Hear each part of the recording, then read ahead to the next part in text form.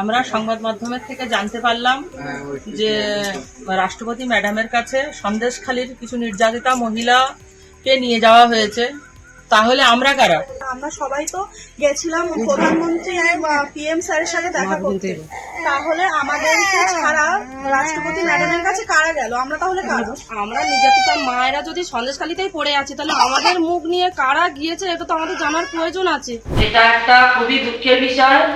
আমার একটা পুরাতন ভিডিও নিয়ে আজকে সন্দেশখালীর আন্দোলনকে তৃণমূল অসম্মান করার চেষ্টা করছে। এই যে ভিডিওটাকে নিয়ে আজকে এই সন্দেশখালীর আন্দোলনকে অসম্মান করছে, সেই ভিডিওটা আজকের এই বিজেপি, এই ভারতীয় জনতা পার্টি আমাদেরকে সাহায্য করার এবং সন্দেশখালীর মুখ হিসেবে আজকে আমাকে প্রার্থী করার আগের ভিডিও, সেটাকে নিয়ে আজকে তৃণমূলের গুন্ডা বাহিনীরা কাজে লাগিয়ে আজকে সন্দেশখালীর মা বোনদেরকে এই আন্দোলনকে অসম্মান করতে চাই। যখন আমরা আন্দোলনের ভিতরে ছিলাম তখন এই রাজ্যের পুলিশ আমার বাড়িতে হামলা করে এবং আমাকে ওখানে থানায় ডেকে শেখ শাহজাহানের বিরুদ্ধে এফআইআর তুলে নেওয়ার জন্য বলেছিল যে আপনি যে কমপ্লেনটা করেছেন এই কমপ্লেনটা তুলে নিন, একটা দরখাস্ত লিখে জমা দিন যে শেখ শাহজাহান কোনো দুর্নীতি করেনি আর সন্দেশখালীর উপরে কোনো জোর জুলুম করছে না, এরকম ভাবে বলে আমাকে একটা দরখাস্ত লিখে দিতে বলেছিলেন। যৌন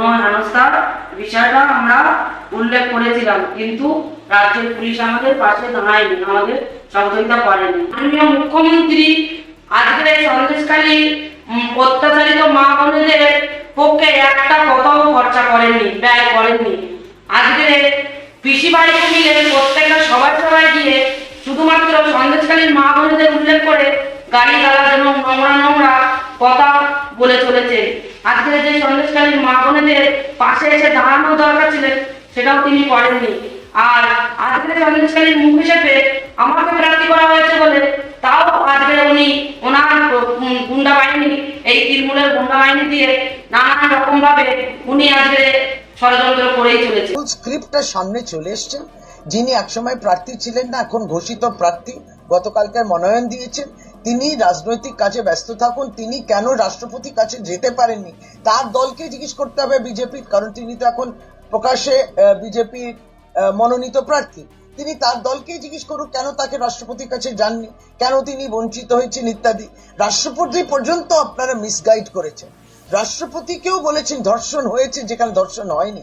ভাবুন কোথায় তিনি মহামান্য রাষ্ট্রপতি, তাকেও মিসগাইড করছে বিজেপি, এবং এইটাকে এখনো তারা ডিফেন্ড করছে। এটা আরো বড় অপরাধ।